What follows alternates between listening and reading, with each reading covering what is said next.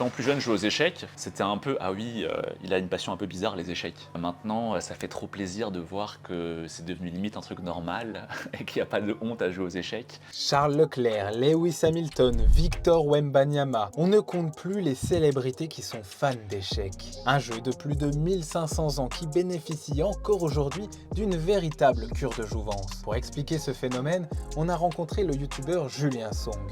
Depuis plusieurs années, cet ancien joueur de haut niveau est devenu une figure de la discipline et participe à son développement. Ce bar d'échecs, en fait, c'est un peu une nouvelle tendance. Il y a de plus en plus de bars d'échecs qui émergent. Il y a beaucoup de gens qui aiment les échecs, mais qui ne veulent pas forcément tout de suite franchir les portes d'un club d'échecs.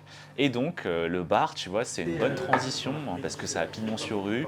Tu peux y aller pour passer un moment d'échecs. Et en plus, tu bois des coups, tu rencontres des gens, donc c'est sympa, quoi. En fait, je peux perdre contre des joueurs moins bien classés que moi, mais il y a un niveau en dessous duquel il y a quasiment zéro chance que je perde. Normalement, contre Zach, il y a 0% de chance que je perde. Sans vouloir lui manquer de respect, mais normalement, l'écart de niveau est trop important. Puis tu as même aussi d'autres lieux, hein. Il y a notamment un lieu au Jardin du Luxembourg où il y a tout le temps des joueurs d'échecs qui sont réunis. Il y a beaucoup de raisons qui expliquent le boom des échecs récemment. On a bien sûr la série Le jeu de la dame de Netflix. Or, ça ne les rend pas plus intelligents. Sinon, on a bien sûr le confinement. Il y a plein de Français qui se sont retrouvés en intérieur et finalement ils ont redécouvert un peu les jeux de plateau. Après, on a bien sûr les différents sites de jeux en ligne.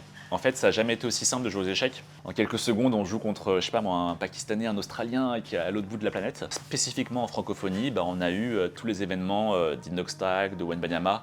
Forcément, quand des sportifs qui sont suivis par des millions de personnes s'y mettent, ça met un coup de projecteur très spécifique. Et depuis que j'ai fait mon interview avec Wembanyama, je me suis dit qu'en fait, c'est incroyable, c'est utilisé par les sportifs. Pour lui, c'est un moyen de travailler ce qu'il appelle la prise de décision sous fatigue. Tu as aussi d'autres sportifs qui font la même chose. Les frères Lebrun, on a vu des vidéos où ils faisaient du ping-pong, et juste à côté, il y a un échiquier, et après un point de ping-pong, hop, ils switchent vers l'échiquier. Il n'a plus rien, il est cuit. Les collèges, les lycées, les écoles où j'étais, il n'y avait pas de club d'échecs en fait.